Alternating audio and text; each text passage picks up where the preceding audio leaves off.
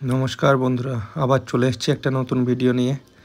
আমি এসেছিলাম কংসাবতী নদীতে, সাথে ছিল সুখেন্দু দা, হরিপদ দা, এই যে পাশের সিটে ওনারা বসেছিলেন, আর এই যে আমার পার্টনার। আর এখানে আমার হুইলগুলো ছিল।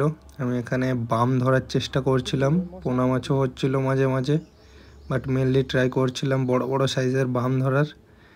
এই লোকেশান আজকের হয়েছে মাছ, জালে যাওয়ানো আছে। আর প্রচুর শিকারির ভিড়, যার মাঝে মাছ ধরাটা খুবই চ্যালেঞ্জিং। যেখানে মাছ 10টা তো শিকারি 100টা আছে। দেখুন শিকারিগুলোকে দেখাচ্ছি আপনাদেরকে দূর থেকে জুম করে, আশা করছি স্ক্রিনে দেখতে পাচ্ছেন আপনারা। কত শিকারি, প্রায় 30 থেকে 35 জনের মতন আমরা ছিলাম।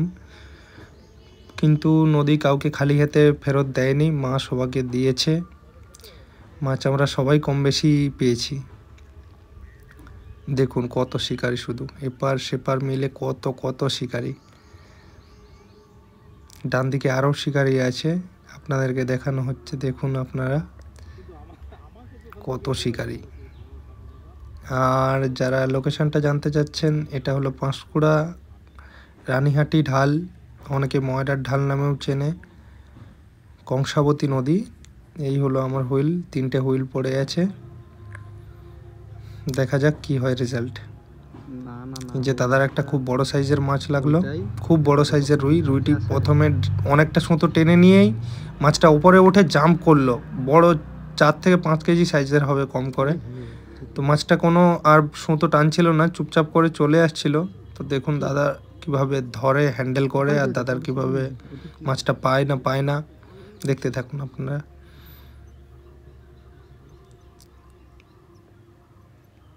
না গাইড দিয়ে ঢুকেছিল।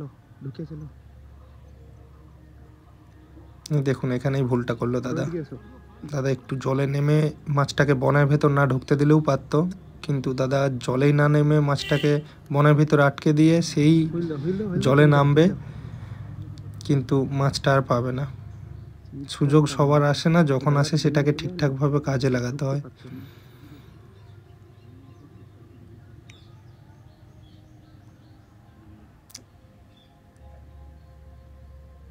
দাদা এক গলা জল অব্দি নেমে চলে এলো এখন, কিন্তু মাছটা সেটা কাঁটা জড়িয়ে দেওয়ার পর, বনের মধ্যে ঢোকার পর, যদি এই হুইলগুলো একটু পা ডিঙিয়ে চলে আসতো, তাহলে হয়তো দাদার এই অসুবিধাটা হতো না।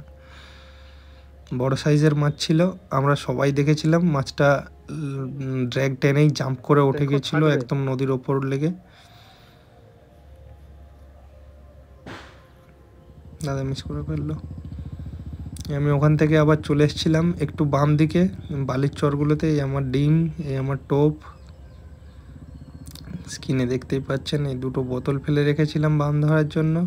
সারাদিন আজকে একটু মেঘলা ওয়েদার ছিল, সেরকম মাছের রেজাল্ট খুব একটা ভালো না।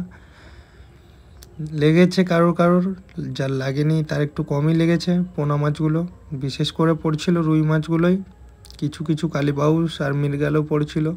কাতলার পরিমাণটা কম ছিল, বেশি পড়ছিল বড় সাইজের রুইগুলোই।